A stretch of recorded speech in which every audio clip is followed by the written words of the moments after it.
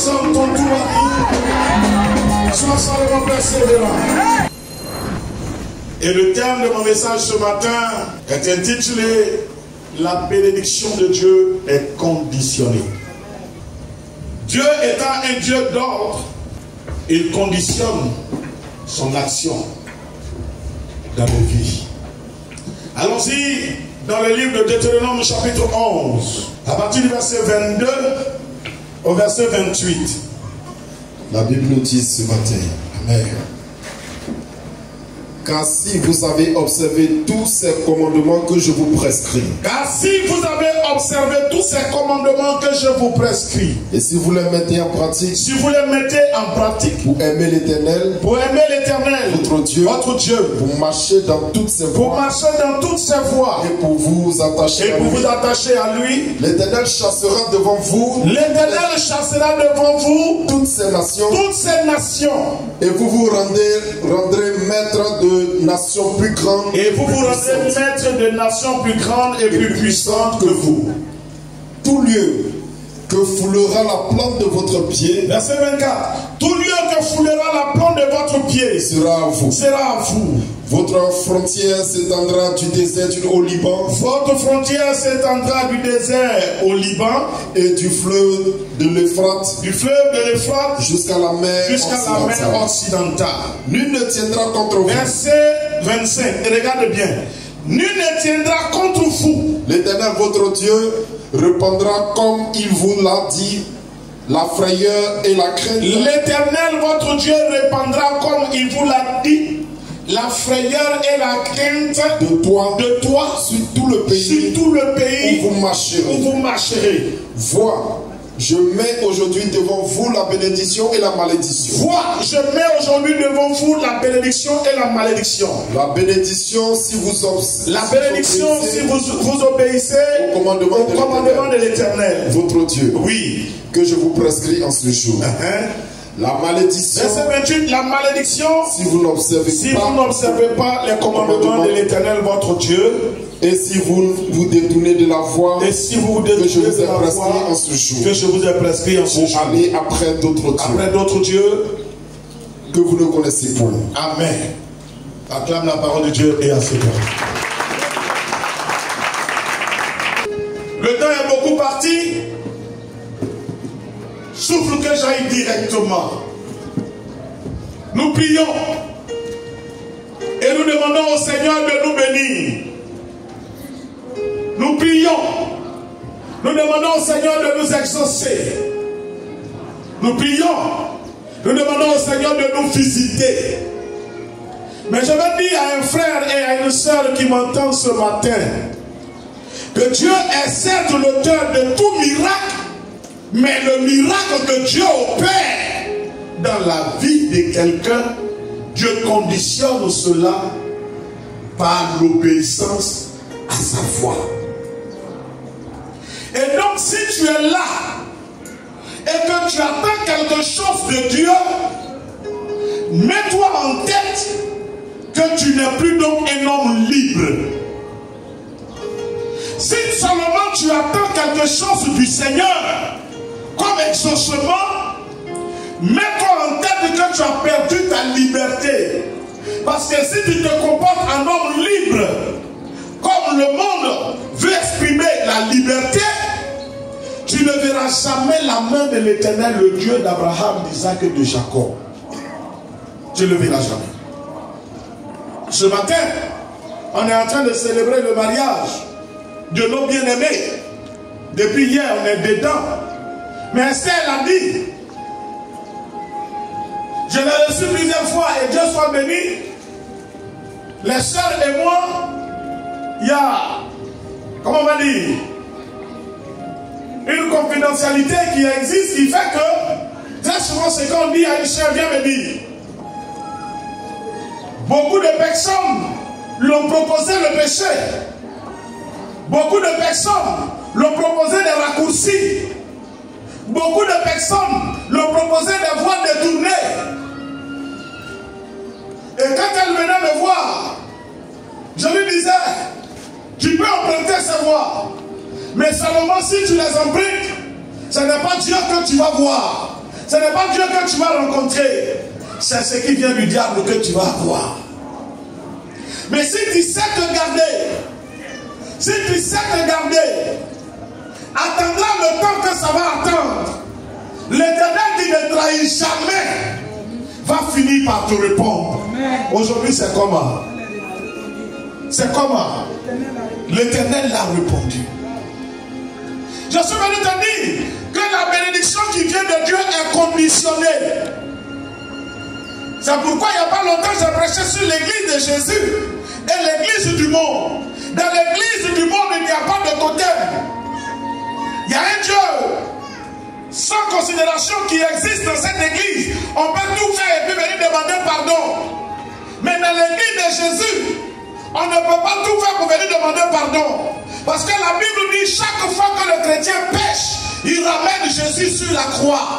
Or, à la croix, ce n'était pas de l'amusement. C'était le lieu de douleur, le lieu de souffrance. La Bible dit que le Fils de l'homme a été percé. Son côté a été percé. Ses pieds ont été percés. Ses mains ont été percées. Et ils l'ont couronné avec des épines. Et chaque fois que le chrétien pêche, la Bible dit, il ramène comme Christ à la croix. Alléluia. Alléluia. Mais tu es libre de faire quoi? De choisir Dieu et sa grâce, ou de choisir le diable et sa grâce. Chez le diable, il n'y a pas de totem. Chez le diable, il n'y a pas de totem. Mais chez Dieu, il y en a et il y en a beaucoup. Alléluia. Chez Dieu, on ne ment pas. Chez Dieu, on ne trompe pas. Chez Dieu, on ne trahit pas. Chez Dieu, on ne se bagarre pas. Etc. Etc. Il y en a. Il dit ici à Israël, si vous observez tous ces commandements que je vous prescris, si vous observez, en d'autres termes, ça veut dire quoi? Si vous n'observez pas, je ne le ferai pas. Quand tu es en train de prier pour ta bénédiction, réfléchis. Quel est ton degré d'obéissance? Quand tu es en train d'accuser Dieu pour te promener, Dieu lui-même, je le prie, il ne répond pas. Marque une pause et puis réfléchis. Quel est ton degré de soumission et d'obéissance? Alléluia. Dieu. Maman a prêché ici le jeudi soir. Genèse chapitre 17, le verset 1 au verset 2. Dans le 1, il dit quoi? Si tu marches devant moi, Abraham, que tu es intègre, je te multiplierai. Dieu parle de qui? D'Abraham. L'homme avec qui Dieu a fait pour la première fois alliance sur terre. Mais Dieu le regarde et Dieu lui dit, Abraham, si tu marches devant moi, que tu es intègre, alors, moi l'Éternel, je vais traiter alliance avec toi. Avec lesquels Dieu ne marche pas. Il y a des filles avec lesquelles Dieu ne marche pas. Sauf que je n'en détaille pas. On prêche ça habituellement. Mais il faut savoir qu'il y a des filles avec lesquelles le Seigneur ne marche pas. Et comme Dieu, on ne peut pas l'intimider. Comme Dieu, on ne peut pas l'effrayer. Tu vas faire semblant de gâter le nom de Dieu. Quand toi seul, ta bouche est en train de gâter le nom de Dieu, il y a 100 000 bouches qui sont en train de le remercier. Amen. Quand une personne serait en train de dire, moi mais je ne comprends pas Dieu lui-même. On dit Dieu, Dieu, Dieu, je ne vois rien. Il y a au moins 100 000 sur la même terre, au même moment, qui est éparpillé, qui sont en train de remercier le Seigneur pour dire merci Seigneur pour ta bonté. Seigneur, bien reçois sur Bobo. Si Dieu va te bénir, ça vient de toi. Si Dieu va t'exaucer, ça vient de toi. Si Dieu va t'élever, je suis venu te dire, ça vient de toi. Pourquoi? Parce que ce que Dieu fait dans une vie est toujours conditionné. C'est conditionné. C'est conditionné. Tout ce que Dieu fait. Alléluia. Si tu réponds aux critères préétablis et prescrits, l'Éternel danser. C'est pourquoi je suis venu te dire ce matin, fais fi de moquerie. Dieu ne regarde pas ceux qui se moquent de toi. Dieu s'en fout d'eux. C'est toi que Dieu regarde. La Bible dit l'homme regarde à l'apparence, mais Dieu lui regarde au cœur. Laisse ceux qui se moquent de toi se moquer. C'est leur choix. Mais toi, cherche à connaître Dieu, cherche à connaître ses commandements. Obéis, David dit, je suis étranger sur la terre, ne me cache pas tes commandements. Étranger sur la terre, ne me cache pas tes commandements. Je suis voyageur sur la terre, ne me cache pas tes commandements. Voyageur sur la terre, ne me cache pas tes commandements. Seigneur Jésus, ne me cache pas. Oui, agneau de Dieu, ne me cache pas tes commandements. Oui, Seigneur Jésus, ne me cache pas tes commandements. Ta préoccupation doit être connaître Dieu et ses commandements. Parce qu'on gagne quelque chose suite à quelque chose qu'on a fait. Le merci dans une vie n'a pas de sens quand tu n'as rien fait. Est-ce que je me fais comprendre? Le merci dans une vie n'a pas de sens quand tu n'as rien fait. Ça n'a pas de sens. Tu n'as rien fait à quelqu'un ou pour quelqu'un. Il te rencontre et puis il te dit ah, merci beaucoup. Intelligent, tu vas dire quoi? Mais quand tu l'as offert quelque chose, à manger, à boire, et puis il te dit merci, non seulement toi tu es content, parce que tu sais qu'il a fait quelque chose. Tu demandes que Dieu te bénisse. La bénédiction de Dieu est conditionnée par tes actes. Et c'est pourquoi je le dis avec assurance, le sorcier ne peut pas t'empêcher d'être béni. La seule personne qui peut t'empêcher d'être béni, c'est toi-même. Est-ce que je parle à quelqu'un? Est-ce que je parle à quelqu'un? Écoute, le sorcier s'élève contre toi. Dieu sera obligé de défendre sa parole. Oh, toi tu obéis à la parole. Qu'est-ce qui va arriver? Le sorcier est obligé d'être à terre. Souvent on dit non. Certaines personnes qui font que je ne suis pas béni. C'est parce que je suis trop combattu que je ne suis pas béni. Tu te mens. Dieu a donné à chacun sa vie. Dieu a donné à chacun sa vie. Et quand on arrive beaucoup plus loin, il va plus loin. Il dit le Père ne portera pas l'iniquité du Fils. Ézéchiel chapitre 33. Et le Fils ne portera pas l'iniquité du Père. Quand on est à la maison paternelle, à la maison maternelle, il y a certaines choses que nous tous nous subissons. Mais quand nous grandissons, quand nous commençons à connaître Dieu, Dieu commence à nous tracer un chemin. C'est mon espoir quand je dis prions pour nos familles. Parce que j'acquiers de la maturité. Je cherche à connaître Dieu et ses principes. Et je découvre que l'idolâtrie dans laquelle mon père et ma mère ont marché est une désobéissance devant Dieu. Je prends donc la décision de demander pardon pour eux, pour tout ce qu'ils ont fait, pour toute ma famille, et demander que les démons d'idolâtrie dégagent de là. Dieu ne va pas dire comme son père et sa mère ont adoré. Donc le démon va rester là. L'Éternel est obligé d'entendre ma voix parce que ce que je suis en train de faire est dans son plan. Dieu va entendre ma voix, il va faire dégager ces démons et la malédiction sera brisée. Je serai libéré, je vais rentrer dans ma grâce. Au nom de Jésus. Écoute-moi bien. Ta bénédiction dépend de toi. Les excuses que tu trouves pour rester dans ton péché, tu te mets en retard. Alléluia. Les raisonnements qu'on trouve souvent, ce n'est pas de ma faute. La Bible dit aucune tentation n'est au-dessus de nos forces. En des moments, il faut fuir. Quand tu vois que c'est beaucoup trop fort, il faut fuir. La Bible dit Jésus a fait quoi? Jésus a fui quoi? Jésus a fait quoi? Il est qui? Il est Dieu. Alléluia. À des moments, il faut fuir. Parce que tu vas pas dire, ce n'est pas de ma faute. Attends, je vais faire. La conséquence, c'est toi qui vas les payer. Est-ce que je me fais comprendre? C'est pourquoi même sur la voie du salut, la Bible dit, veillez à ce que nul ne se prive de la grâce de Dieu. C'est fort, hein?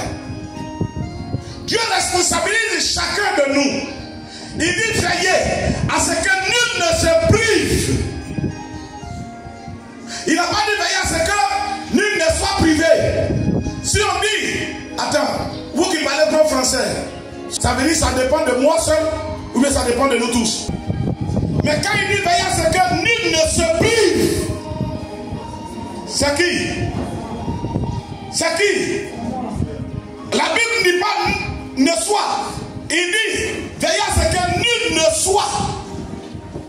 Que plutôt veillez à ce que nul ne se. Veillez à ce que nul ne se prive. C'est individuel. C'est individuel. C'est individuel. Je ne suis pas venu te donner un long message. Je suis venu te dire que ta vie, là, Dieu a déposé dans tes mains. Est-ce que tu m'entends? Quand tu trouves le sommeil beaucoup doux, c'est ton avenir que tu es en train de dormir. La bouche. Au lieu de te lever pour méditer, tu trouves que ça peut attendre. C'est ton avenir qui peut attendre. Au lieu de te lever pour prier, tu dis non après. C'est ton avenir que tu mets après. Parce que la prière est le rail sur lequel se déplace la locomotive de la puissance de Dieu. Personne n'adresse une prière à Dieu sans être exaucé, à moins qu'il soit dans la désobéissance. Quand un homme prie, Dieu le répond. Hey. Alléluia. Il dit au jour de la détresse, invoque-moi, je te répondrai et tu me glorifieras. Dieu a prévu exaucer l'homme. Jésus dit en Jean 14, verset 14, tout ce que vous demanderez à mon nom, je le ferai, afin que le Père soit glorifié dans le Fils. Donc quand ça chauffe, je me lève et je prie, je proclame et je déclare au nom de Jésus. Mais quand je dis, je ne suis pas le seul à qui le malheur arrive. Si ça veut, ça n'a qu'à me tuer. Moi, mais je suis fatigué. Hein? Alléluia. Je suis venu te dire que Dieu veut te bénir. Oh. Dieu a préparé pour toi une grâce exceptionnelle. Dieu a prévu ton élévation au nom de Jésus. Dieu a prévu ton avancement au nom de Jésus. Lève-toi simplement dans la soumission et dans l'obéissance. Lève-toi. Jeune, prie, proclame. Au lieu d'envier l'autre, regarde toi-même. Et Dieu, comme je dis, ne fais pas de la fin de la vie de quelqu'un, de la fin d'une situation de la vie de quelqu'un, toi ton commencement, ce que Esther et Gossé vivent, tu ne connais pas l'épreuve qu'ils ont traversé derrière. Il y a d'autres qu'on ne peut pas te dire, il y a d'autres qu'on peut te dire. Alléluia. Et comme on n'est pas tous la même chose, chacun a son chemin, certainement pour toi ne sera pas comme eux. Mais Dieu attend simplement que tu te lèves. Dieu attend simplement qu'au nom de Jésus tu te lèves. Alléluia. Je dis bonne fête au Père, au nom de Jésus. Et je dis à tous les pères, levons-nous. C'est-à-dire, demain dépend d'aujourd'hui. Lève-toi, ouvre tes yeux, agis. L'Éternel va te rencontrer et tu verras un avenir glorieux. Que Dieu te bénisse. Que Dieu te bénisse. Que Dieu te bénisse. Et que sa grâce soit sur toi.